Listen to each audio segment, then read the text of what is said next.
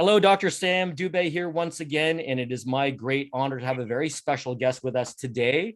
He is the former Premier of Newfoundland and Labrador, that being from 1979 to 1989. He's also the youngest First Minister of Newfoundland for the last 150 years.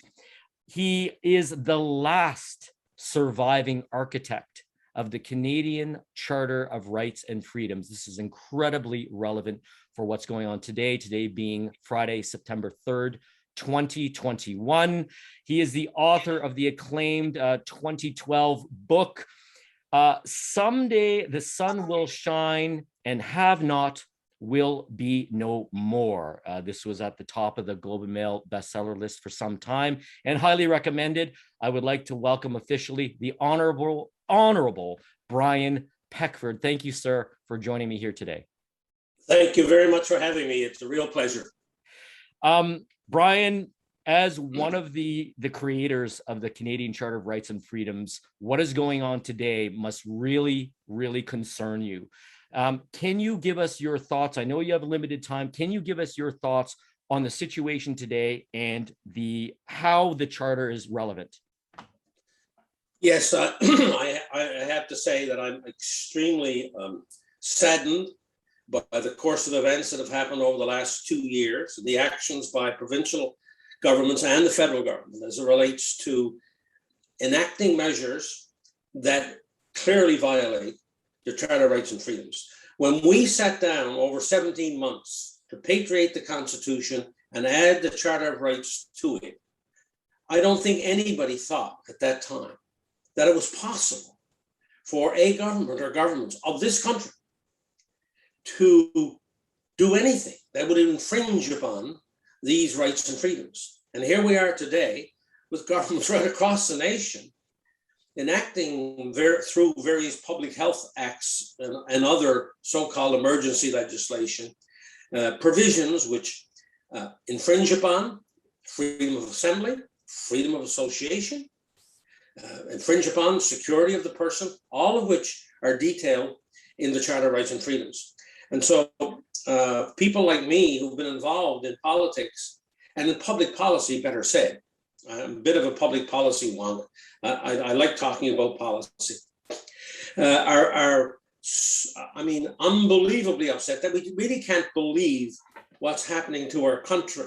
And to think that the other problem that we have is that very few leadership groups are coming out and saying what I'm saying, either like the legal departments of the academia, the universities across the country, the political science departments of universities across this nation. They should be on the streets. They should be out standing up for the Charter of Rights and Freedoms and saying to the governments, if you do this, you must prove that you need to do this. You have to prove it.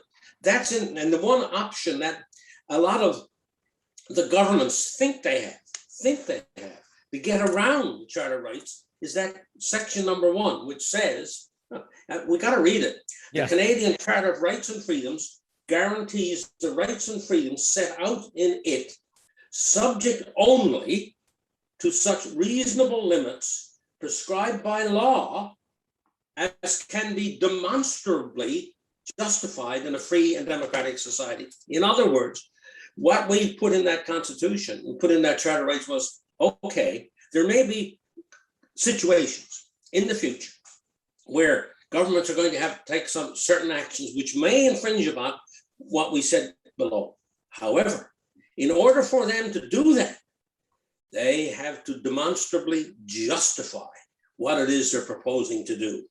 None of the governments in Canada, federal government, or any of the provinces have even made an attempt to justify what they're doing. Because, frankly speaking, they know that the data is not on their side. The science is definitely not on their side. It's been demonstrated in study after study after study, from masks to PCR tests to you name it. And with it, like in British Columbia, where I am, 99.9% recovery rate on this so-called virus. So the governments are clearly violating the Constitution. And unfortunately, in our legal process, it takes so long to get through the procedures of the provincial trial court, provincial appeal court, on to the Supreme Court of Canada, that all of these things can be done and harm can be done. People can die because they can't get into their surgery, which was slated, which got canceled. And all these things that can happen before any judgment is rendered about the constitutionality of what they're doing.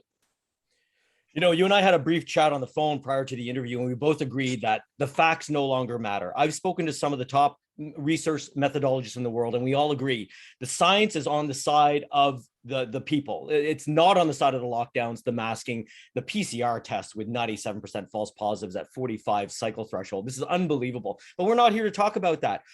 Eminent Canadian lawyer Rocco Galati actually mentioned on a VCC call to counsel people of what to do due to the vaccine mandates and vaccine passports. He said, we got to take our rights in our own hands now.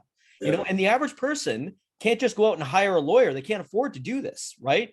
So well, yeah, exactly. And you know, notwithstanding the fact that Rocco is a great lawyer, a great constitutional lawyer, and what he's doing is very valuable for Canada. Absolutely, no question about it. But he is Exhibit A of the problem. It takes so long to get through the courts. The actions that he's taking right now are still at the provincial court. They're not even at the Supreme Court. So how many months and years is it going to take to get this thing resolved? Unfortunately, if we had a province which had any intestinal fortitude, they would do a reference themselves. They would do a reference which would go directly to the appeal court, and then could get into the Supreme Court quicker. That's one way that it could be done faster. But because all the provinces have capitulated into this fear-mongering, into this false narrative, then we have no way of expediting that court process.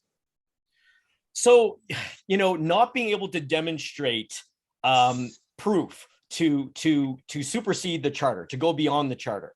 You know, this is one of your main points. I'm up at night, and so are many other people, going, you know, how can they do this? Like, what is going on here exactly? And I have this fear because there are provisions in the charter for limitations and a notwithstanding clause. Isn't that correct? So yes. So does any of that apply here? No, it doesn't apply here. Okay.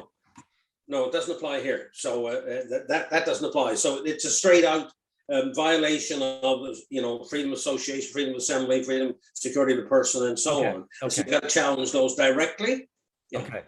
Yeah, no question. But like I say, and nobody, I haven't heard anybody raise this before. If there was so happened to be a province, the province has the power to refer directly to their appeal court. That's the quickest way you could get some adjudication on this. But because all the provinces are part of the problem, then nobody's going to do that reference and be courageous enough to step outside the false narrative that's going around, unfortunately.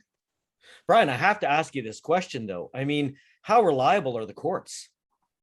Well, I was asked that last night when I was having a little meeting with some workers for the election for the PPC, and that I was asked that around the table over and over again. When we crafted the Charter of Rights and did the patriation in 81, 82, it was clear to most people at that time, even though we knew of some elements of, you know, not so good in some of the court systems, but overall the court was quite legitimate, both at the appeal courts in the provinces and at the Supreme Court of Canada. For example, and this is a really good example, Trudeau's own friends turned him down when he tried to unilaterally patriate the Constitution and not go through the provinces. He got turned down by his own friends. Right. They told him, sorry, my friend Pierre Elliott Trudeau, you cannot do this constitutionally. Sorry, you got to go back and negotiate with the provinces. You must have a majority of provinces on side to make these massive changes, which will affect them in the provinces and their jurisdiction. Okay. Right. So there was a good example of it. Since then, there is no question, both through our school systems, through our universities, through a lot of the business people in this country, there's been a gradual degradation of the ethical standards by which we operate as a society, as a people, as Homo sapiens on this planet. There is no question. It has, you know, there's been a real degradation and a real lowering of standards. And I think it also applies to the justice system, unfortunately. And we've seen some examples of that already at a lower court as it relates to certain constitutional provisions of these lockdowns and the like. And so I think it's a legitimate question to ask now, just how honest and how legitimate are the courts of this country? I just keep hoping, on hope that the Justice Center for Constitutional Freedoms, which is doing the same thing as Rocco Galati is doing and doing yeoman work, fantastic work, that as they get through the system, the judges will begin to see that they've got to really look at the data here and not just take what the governments are feeding them. There's a lawyer in Alberta who was on a meeting call with us last week who said, guess what I'm doing? And everybody said, what are you doing? She said, I'm taking the courts to task because they are in a conflict of interest situation because they've already brought in all the lockdown measures in their court. So they're not legitimate. Wow. Wow. Okay. So that's what she, so that's really interesting. That's going one step beyond. I'm doing that on my own. Yeah. Wow. She says, I'm going to your court and I'm going to look you straight in the eye and say, you cannot hear this case. Because all around me, I see all of the elements of the policies that are anti-constitutional that you have already adopted. So you're in a conflict of interest. You've already gone with the false narrative. So you're not legitimate. And quite likely that's true of the Supreme Court of Canada too. And so how legitimate is it if in fact they've already succumbed to all these provisions which are blatantly unconstitutional? So and the other problem is that there are very few originalists around anymore, except in the United States. There are still a significant number, like Ted Cruz and so on, Senator Ted Cruz. But there are very few Senator Ted Cruzes around in Canada.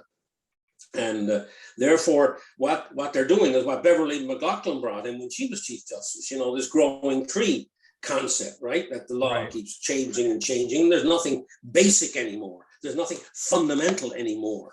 And I take great, I disagree with that point of view altogether. I think there are certain fundamentals, like we're now talking about in the Charter of Rights and Freedoms. If you're going to interfere with my right of assembly, you have to justify it publicly before you put it into law. And they haven't done that. So I think we're at a really, in Western society, at a real turning point here as to whether, and there are people who say, governments have cycles, systems have cycles. The Holy Roman Empire fell, right? It had fallen long before 900 or 800 or 700 AD, quite likely after the Augustus era, right? In the 200 AD, it was gone, right? It was essentially gone. Cicero tried his best, poor old Cicero, he tried his best within the system to improve the system. And insofar as he lasted as long as he did see some public accountability when he defended certain people publicly at the Senate. Before him, it was really only Socrates, and a Sol and a Pericles and so on. But remember, the Athenian democracy only lasted less than 100 years. Democracy has always been a minority governance system on the planet.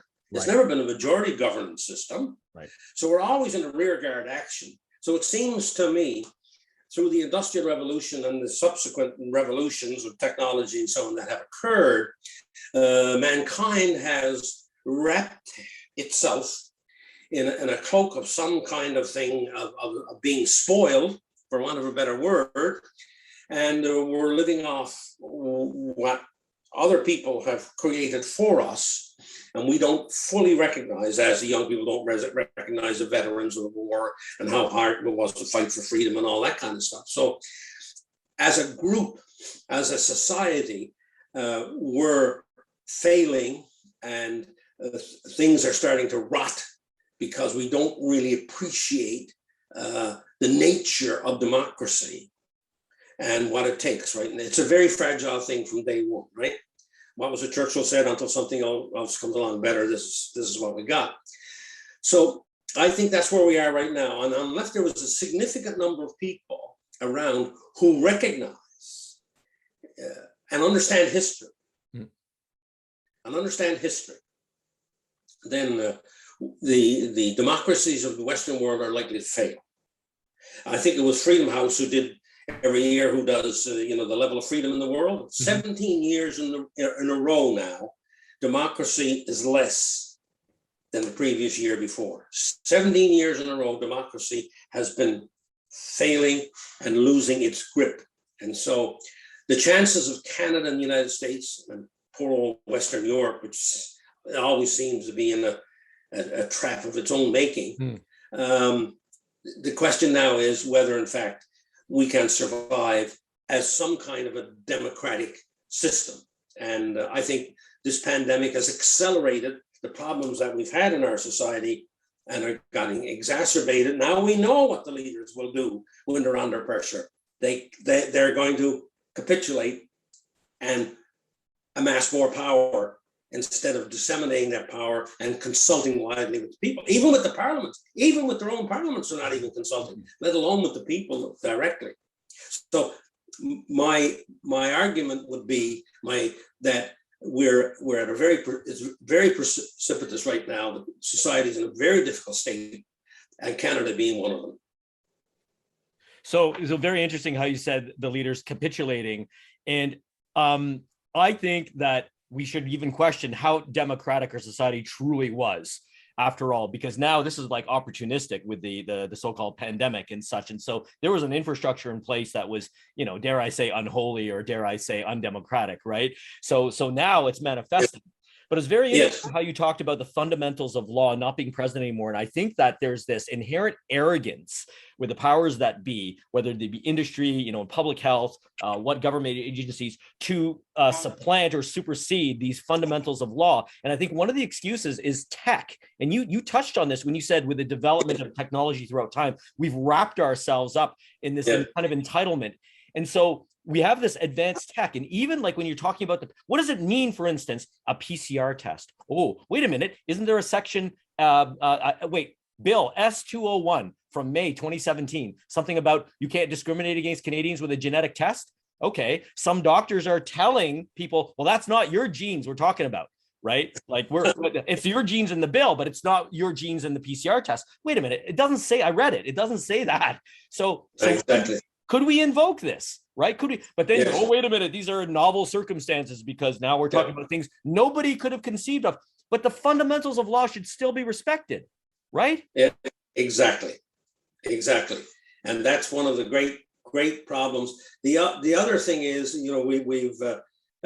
we've allowed instead of people being advisors and then the policymakers taking that advice plus other advice. I used to do this all the time. I threw people out of the room, almost physically.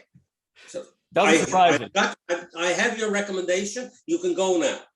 It is a recommendation, you understand. This is from a deputy minister or assistant deputy minister or somebody in the executive council and so on. Suddenly they started to feel their oats. Well, I quite quickly told them who was boss here and that I make the final decisions with cabinet, considering all the factors, not just yours. Right. Yours is only one of many. And what we've done is we've allowed the unelected, the bureaucracy, to dominate public policy in this country. One.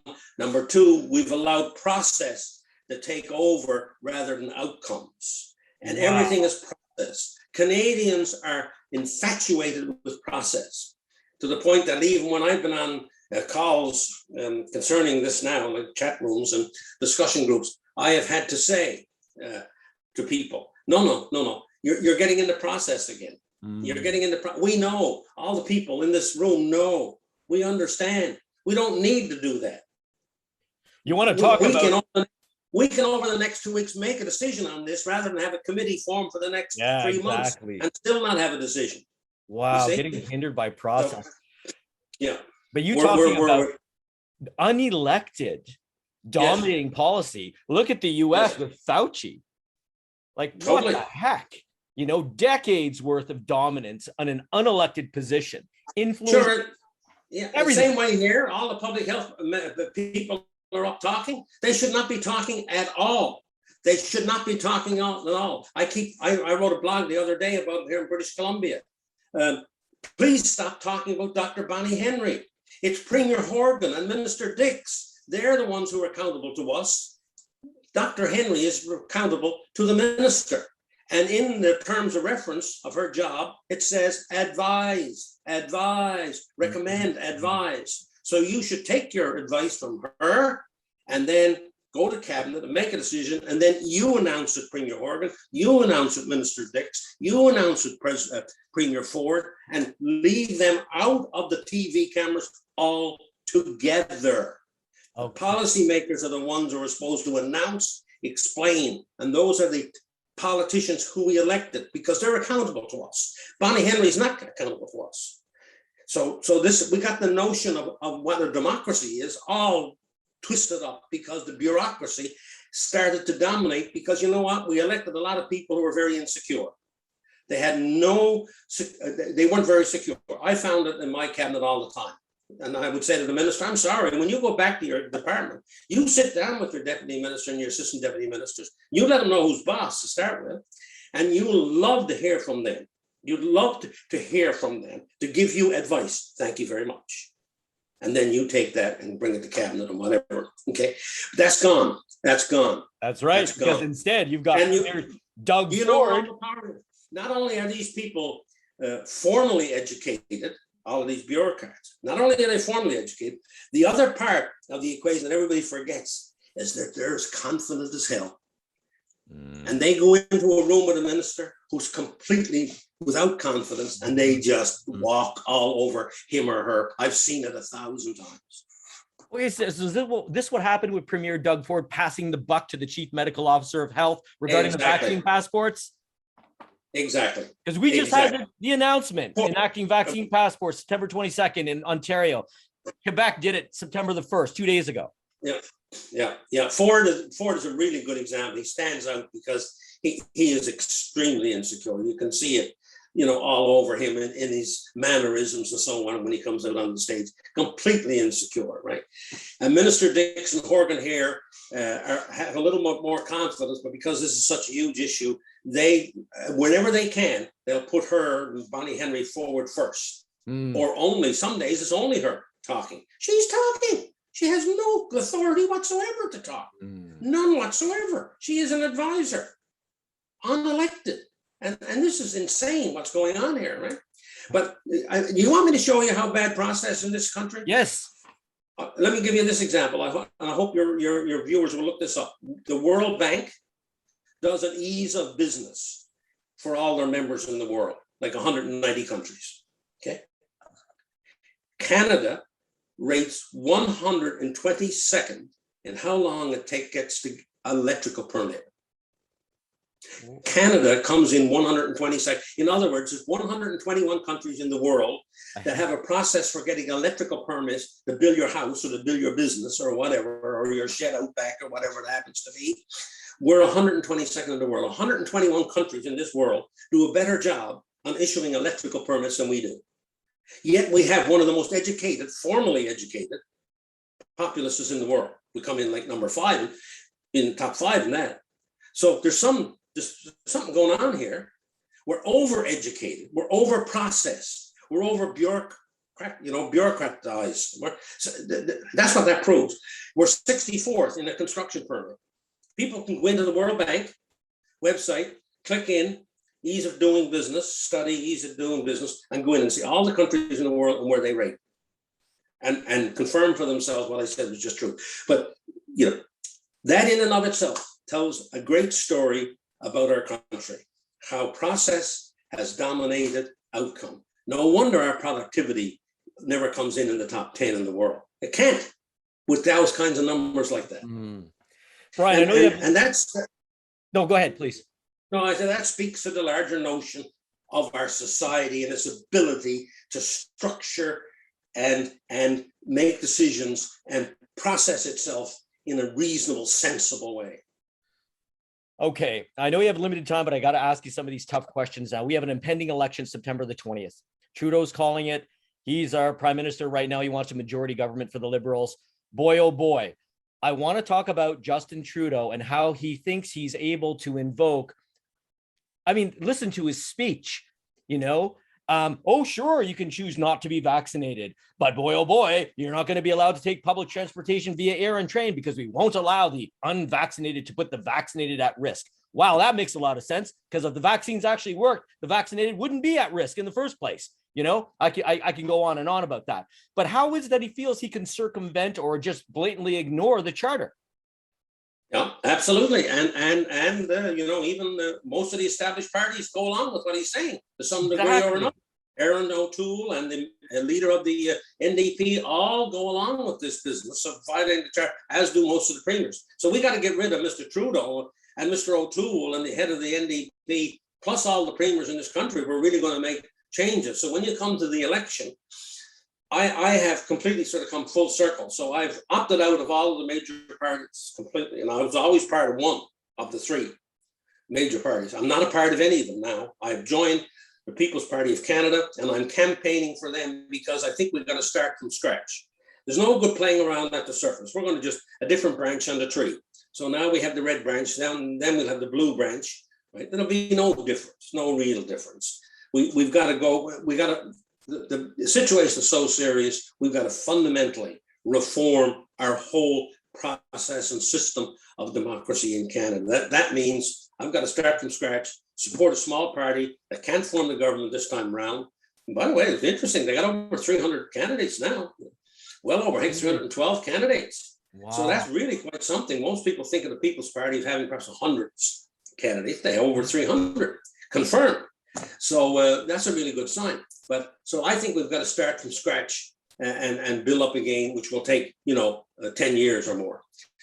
But this business of, look, I know Justin Trudeau's father. We fought like crazy over the offshore oil and gas. We fought for crazy over hydro, fought for crazy over the fisheries.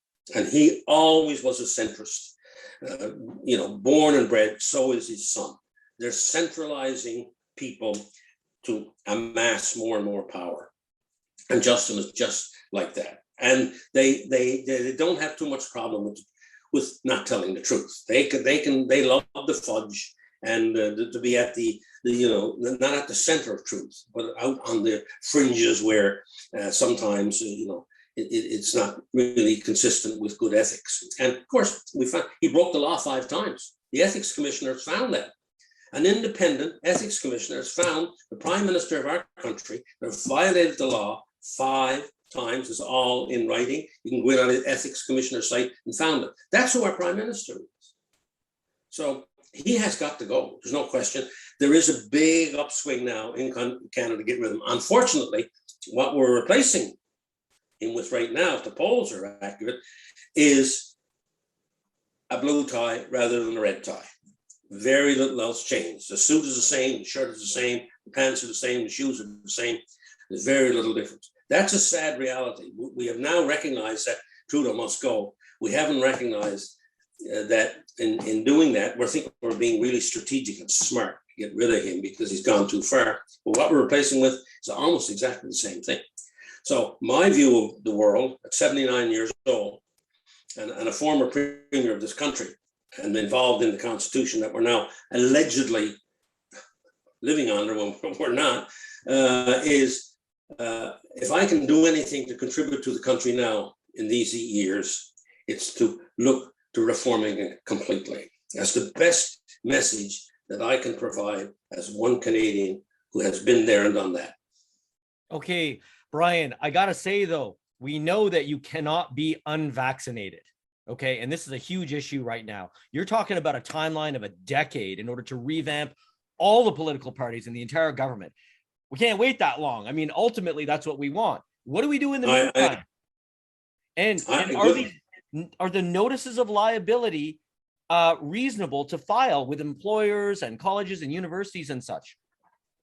Yeah, I think you got to do all that kind of stuff, file all those notices of liability. The problem is, as long as these parties are in power, the chances of these succeeding are going to be very low. We have friends who are trying to get into the University of Ottawa, and they're left holding the bag until the last minute. They got their doctor, they got their lawyer letter, they've got everything. They filed all of the letters and exemption forms that are necessary. So they've fulfilled every single thing that they were asked to do, which they should never have to do in the beginning, and they're still not accepted. So what they're doing is they're waiting and waiting till the last minute. So meanwhile, these families who live in Western Canada and got to send their kids, right, transportation, get a place to stay, right, and all that, and set up their kid in this university because there's a number of courses there that they want to do that they didn't get at their own local university. They're left holding the bag right up until September 3rd or 4th or 5th or September 10th. So all of these notices have to be given so that we're covered when it gets to the courts. But in the meantime, as you say, with these parties in place, all of which more or less support some form of coercion, some form of violation of the Charter of Rights and Freedoms and so on, it looks quite dismal. So all of them except the PPC, right? No, I interviewed Max months ago, and their platform is very clear on their website. I would encourage viewers to check out the website. You know, they're against lockdown. There you go. And I mean, this is not a promo for PPC, but when you're talking about who to vote for, you know, I mean, this is who we're talking about right now, because they have a true platform that is against the vaccine mandates, against vaccine passports, freedom of choice when it comes to the experimental gene therapy injections. I mean, if the only scientific claim that can be made is that these are therapies that do not prevent transmission or infection, then should it not be a personal choice if all they do is allegedly reduce some of the severity, some of the symptoms, you know, and actually mortality? You know, it's like Israel is proving it now. I mean, Israel is one of the most vaccinated countries in the world, and Sweden just said, we don't want to see anybody from Israel coming here, because now I just read a new article from Swiss Policy Research, which shows this is data right out of Israel themselves, shows that it's almost equal now between the vaccinated and unvaccinated getting the new variants. Yeah, well, and of course we don't know. And the other problem with that is we don't know what the vaccine people's future is, because we don't know the medium to long-term effects of it. Whereas the unvaccinated have no injections and therefore have a much better chance of survival. So when you get one of the most vaccinated countries in the world having their people prevented from going to other countries because of the level of infection, well, you know that vaccines are not working. And this is now where we are. I think one of the problems you got is that when you get in so deep, you can't backtrack. Right. And I think a lot of the governments now are beginning to see through the data that they must be reading that, oh my God, we've made a big mistake here. So what are they doing? They're digging in, and it's unbelievable the amount of how much. I see Fauci out today in a report that I saw. You gotta have at least one booster. I remember him talking about, you know, even if you got one jab, not two, you know, just wash your hands. You know, the curve will be over with, flatten it in 2 weeks. 2 weeks. 2 weeks, right. So all of these people, I mean, the lies and mistruths and misrepresentations that all of these people in high places have done, and the poor ordinary person who doesn't read very much and only listens to CNN or CBC, boy, they're in some dilemma because they don't even know. I mean, we know people, they don't even know anything about a vaccine having any problem at all. And when they think they know, they'll respond to you by saying that's lies. Somebody's putting out lies. Oh, Mr. Trump is putting out lies, even though he's not president anymore. Yeah. Somebody somewhere is putting out lies, and all of this is not true, and all the other stuff is true. Well, it's like we spoke about earlier. I was speaking to Dr. Tess Lawrie, who's one of the great evidence synthesizers on the planets and a physician as well. And she said, no, the facts don't matter anymore. They literally look at the science, or they're presented the real science, and they're like, no, it's a lie, or it doesn't matter, or whatever. And so we have to focus, I guess, on the individual rights. So this is why I want to ask you a little bit about the exemption. So there was talk about how if you go for the exemption, you're kind of like admitting that, okay, I'm trying to get by, but then BC says no medical exemptions.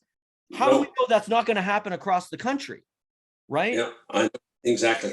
So we need to stand up for the rights, the fundamental law, right? This is what No, you got to go back to the core. Yeah, you got to go back to the core, and these exemptions are all wrong to start with because there should be nothing to be exempt from, right? It shouldn't be there in the first place. And that's extremely fundamental.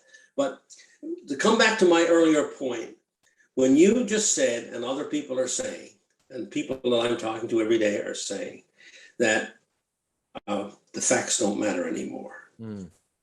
That is the sure sign that our civilization and our democratic system is in deep, deep trouble.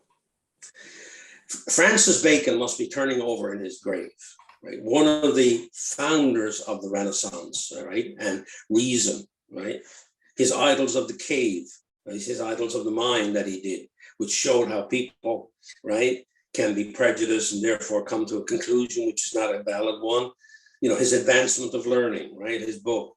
You know, he was one of the early thinkers that broke out of the Middle and Dark Ages to bring to humankind some form of reason and sense and science, right? And then moved on from him. And we finally developed out of the UK and then the Netherlands and a few other countries a form of democracy. And in 776, the Great Revolution in the United States. What we seem to have now, it seems now to have run its course. That's the great danger. Okay. That all of that advancement of learning has run its course. We have somehow ignored the roots that makes science and reason so important in our daily lives. And that is so horrific, Brian. That is so scary.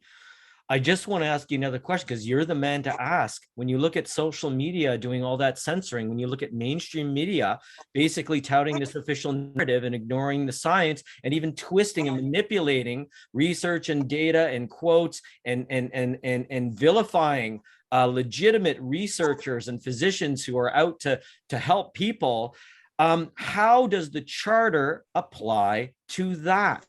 So is there anything that they can be charged? I mean, to me, they're complicit to all the deaths, basically. Yeah, well, especially suppression of early treatment, right? Like, yeah.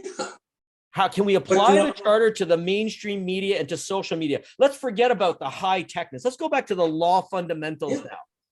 Yeah. Freedom of thought, belief, opinion, and expression, including freedom of the press and other media communications. So the other media communications covers the social media. There you go. There you go. It's that simple. There it is. Right there. Section 2B. Section 2B of the charter. There it is right there. They're violating that every single day. Now, people might also understand that this is not scatterbrain or just happening one and then another picking it up. This is organized. The Trusted News Initiative was signed December 2020. Anybody can go and look it up. Trusted News Initiative. Of course, lovely words, Trusted News Initiative. And CBC, Reuters, AP, ABC, NBC, CBS, all of them are part of this. BBC, all over the world.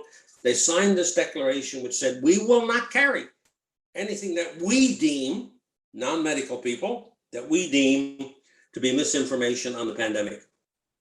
Mm-hmm. So, and the irony is they're non-medical people making this declaration. Nice. Exactly. They'll decide. So that's why you've got all this stuff being taken down, because they're all part of the Trusted News Initiative, December 2020. So it's organized. It's organized. It's deliberate. So I've said to somebody the other day when they wrote me on the same thing and said, well, so-and-so says it, but I said, they're part of the Trusted News Initiative. And then I went into Trusted News Initiative and copied and pasted the relevant sections and put it in an email back to him. Of course, I haven't heard from him since. Right? Mm-hmm. And the other thing is, I think there's a lot of people out there who are afraid. I think sometimes in emails that I've sent back to people and conversations I've had, like you can hear me now, I've been quite straightforward, quite blunt, sometimes even brazen. I used to say years ago to my students when I taught school for a short period of time, you know, be honest, be yourself, but be a little bit brazen. Those were my 3 points I used to make. When I've done that with certain people, and I've stopped them in their tracks with facts and science, and they were smart enough to know they didn't have an answer, they just go quiet. They just go quiet. And a lot of them are afraid to believe.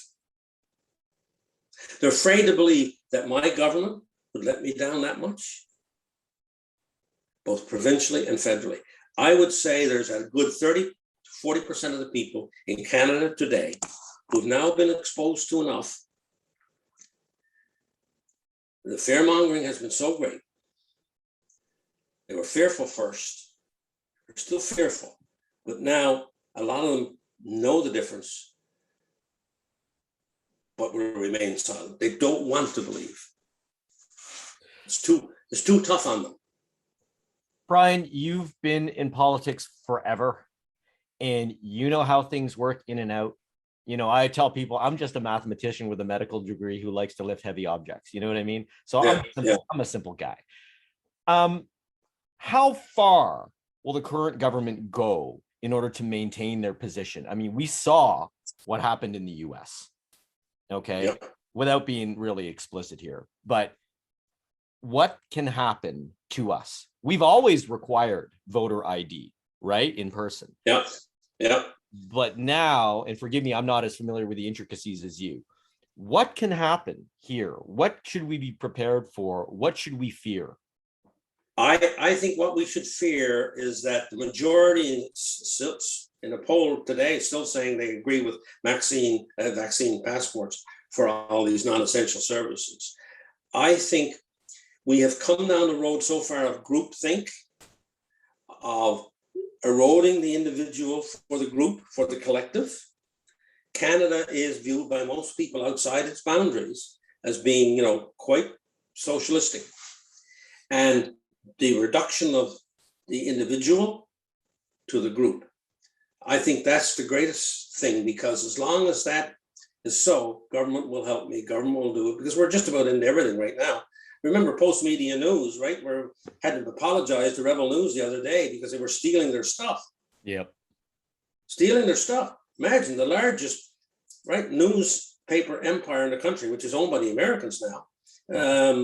And they're getting $150,000 a week from the government, $140,000 a week from the government under that $600 million program that Trudeau brought in. So everybody is in the pot. Oh man. Everybody's in the pot of groupthink, and government do this for everybody. Meanwhile, your individual autonomy, your individual rights, as demonstrated and explained in the Charter of Rights and Freedoms, are taken second and third fiddle. So the great danger is that there will not be the significant reawakening to what democracy really means, and the role of the individual, and the role of the community, the role of people through their school boards, through the municipal councils, through the provinces, through the federal government, is that they just leave it all to government, and they just live these quiet little lives with having fewer rights than we ever had since 1867. So I think that's the great danger, is that, and the educational system doesn't help, right? It hinders, because a lot of people in the universities are very left-wing, and therefore left-wing means that the group over the individual, and there's no real balance there anymore. So it seems to me, if you had to pick one idea, one thing that's of greatest danger, is that the majority of people, as they are today, supporting vaccines, will remain that way, and therefore our country is finished as we knew it.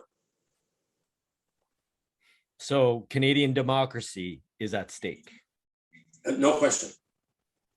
And I had a lady the other day, got a small business, and she gets it, right? She gets it. And I said to her, do you really want to continue on campaigning? I had to tell you, you came to this meeting, and I so appreciate it. And you're so good at what you do here for us. But I know you've got all these clients out there. And now we need more like this lady. And she was at my house last night again for the second meeting. But I said to her in front of everybody, I do appreciate, and I know you've got a lot of small clients here in this little city, and that your job, your business may be at stake here because you oppose vaccinations. She said, I've already crossed that Rubicon. I said, how do you mean? She said, my husband and I sat down over the last week and we talked about it. She said, this is a hill we're prepared to die on.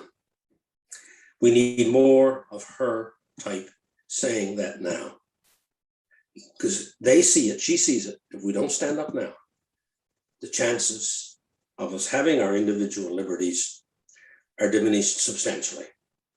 That's what she said to the group. So I don't care. She said, if I lose everything, I don't care if I lose everything. This is a hill I've got, my husband and I are prepared to die on.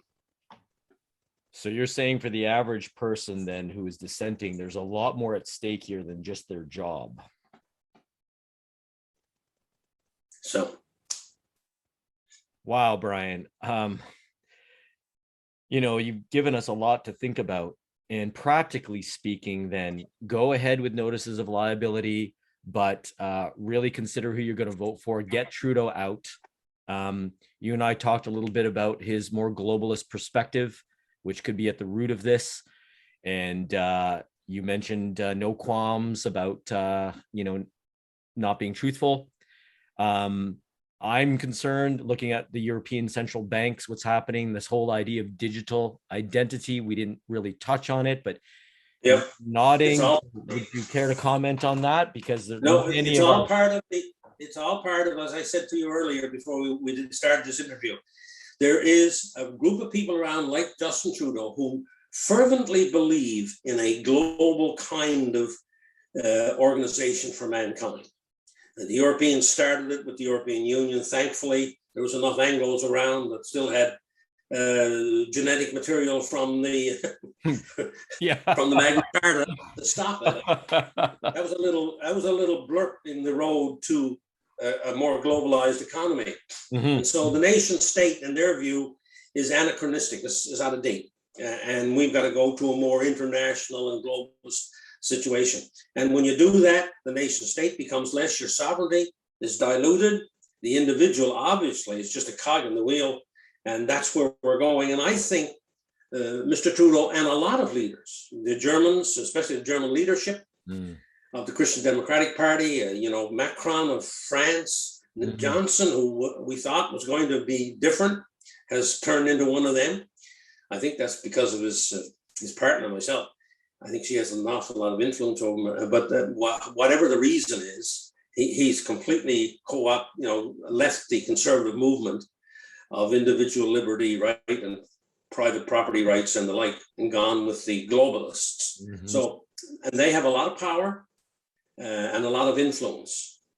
And I think that's where Trudeau is. Okay. His father was like that too. I mean, I knew his father really well. And I remember having private meetings with him, and this is what he was talking about that then. I remember he came back from when Valéry Giscard d'Estaing was the president of France, and that's all he wanted to talk about with me. I had a meeting with him to talk about the fishery and how the fishery in Newfoundland was in trouble. Of course, 10 years later, I was right. The cod collapse. Well, I talked to Trudeau about that in 1983 and 1984, long before the collapse. He wanted to talk about globalism. We were just a little speck here, so he wasn't interested in talking about the fishery of the Atlantic Canada.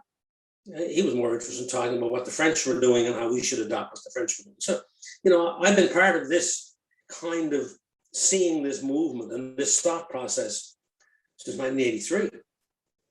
This is really telling, Brian. It's really telling.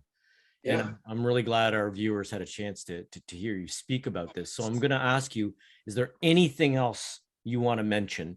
Is there any other message? What else should we be looking at here? What do we miss?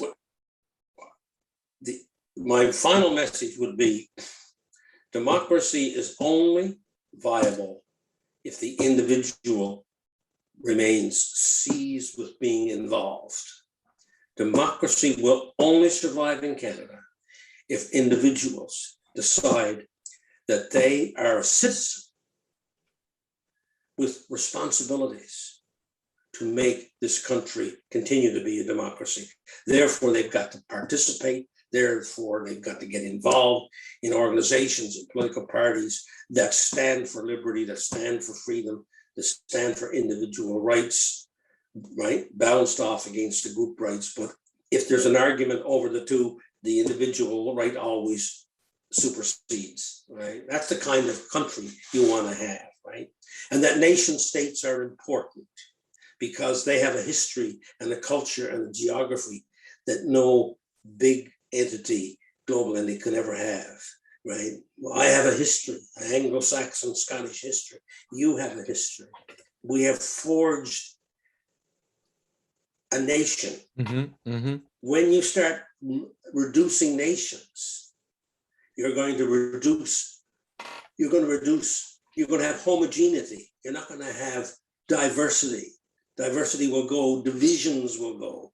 And therefore, people don't matter anymore. Where you came from, what your geography, what your culture is, gets lost in the big morass of bureaucracy out of some city in the world. Like the British had to, suddenly a British farmer woke up one day and found out that he had to call Brussels to see how many sheep he could have, right? Right. Or what kind of meat he could sell to the European Union. I mean, that's pretty basic stuff. So my message would be, democracy only survives as long as there's active individual participation, right down to the community neighborhood level. When people get active, get engaged, then they'll see. This is the point, you see. Not only will they be able to influence policy, but they'll see where the nation is. They'll see where the community is. They'll understand what we're saying theoretically. It will be manifested into a practical reality to them. Oh my God, you mean to tell me the council can go ahead and just do that without our involvement now? On the municipal level or the school board? Oh my God, we got to change that. So that's the beginning then of a process of true democratization by the individual to be an active participant in the community. Montesquieu talked about this back, 1300. He talked about this, the people.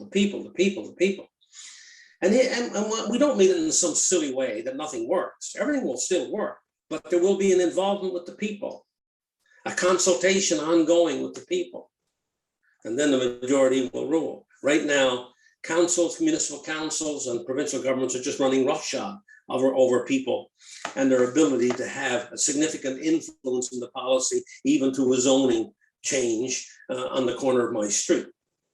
We've got to get more engaged. If we don't, then the present trajectory of our system will continue to fail.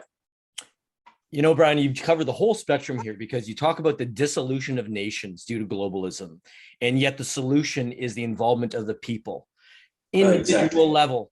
And yet I know, and that so many people are frightened to be involved, or they don't want to be involved because they think they don't matter.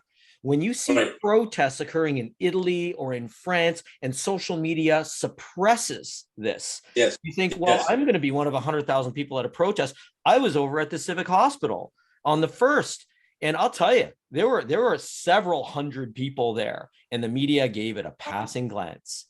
I was at the one here in Nanaimo. Same thing. The media gave a passing glance. I estimate there were about 750 people where I was standing. Yeah. Okay. And it was not trivial. And we had police putting on their sirens and putting a thumbs up driving by. OC transport bus drivers honking their horn, putting the thumbs up, not a peep in the media. So when you have that happen, it's understandable. People are frustrated saying, well, look, I'm going to say something. It doesn't make a difference. I'm going to call my MP. I'm going to call their office. I'm going to leave. How do I know they're getting the damn message, Brian? Right. Exactly. Because they'll only get an electronic answer back. So I wrote all the premiers and the prime minister about Charles Hough and how he was being, treated by the Interior Health Authority of British Columbia, where his patients were being denied medical treatment. He was asking for them to be looked at by another specialist because he was only an MD, and they looked like they had injuries as a result of the vaccine. He didn't know for sure, but he wanted somebody else with more medical expertise to take a look at it. To this day, they have not.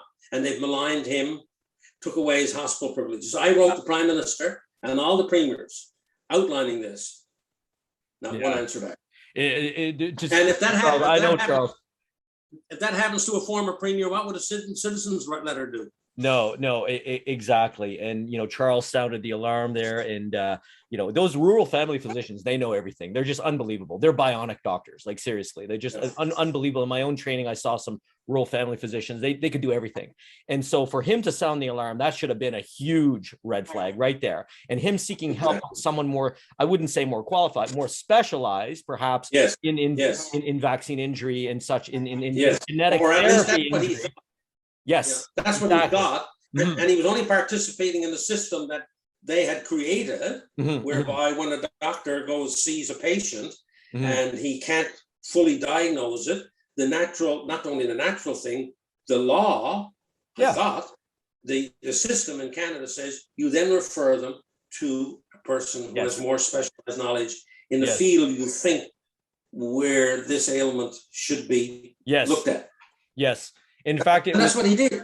Yeah, he did. And in fact, Dr. Hoff, Charles, he actually sounded the alarm and proposed a mechanism of injury regarding the spectrum of signs and symptoms we would see for post-vaccination, post-GMP injection, ranging from headache all the way to the clotting that was identifiable on scans. And he started doing the D-dimer testing. And so he actually revealed this on the interview I did, the group interview I did on July 1st. So Sukarat Bhakdi, Dr. Sukarat Bhakdi is actually doing research with the D-dimer himself. So they connected on this. So this is a really big deal. But anyway, I digress. But I'm just saying, Brian, that people are frustrated because they feel they can't make a difference. And yet you're saying, the very fabric of democracy is at stake here. We have to involve ourselves. And they can make a difference if enough of them get out and do it. So that's the thing you got to try to get through to people, that everyone matters. And this is what they're trying to take away from us, that everyone doesn't matter. So if we got to resist this business of not mattering, we do matter. Okay. And the more and more people get out to these rallies and take an active participation in the public policy through the election, the better. Okay, it's so good to hear you say that, Brian. It does lend some hope, because I know so many are feeling hopeless right now. And among the physicians, many physicians are feeling quite hopeless. I mean, when your license, your livelihood, your reputation is on the line and you're being told, even threatened, what do you do? But you have to make a choice. You have to make a choice here, and you're giving us this choice. Brian, I want to leave you with the last word. Anything else? Nothing, only thank you so much for giving me an opportunity to expand upon these ideas, because I think they're so important for Canadians to understand. And hopefully I've said something, or I've said something that might trigger somebody to get up off their bottom and get out there and get actively involved, because without it, our democracy will fail. Brian, the honor is ours. And anytime you want to speak again, we'll be the conduit anytime. This was a personal honor and a pleasure for me.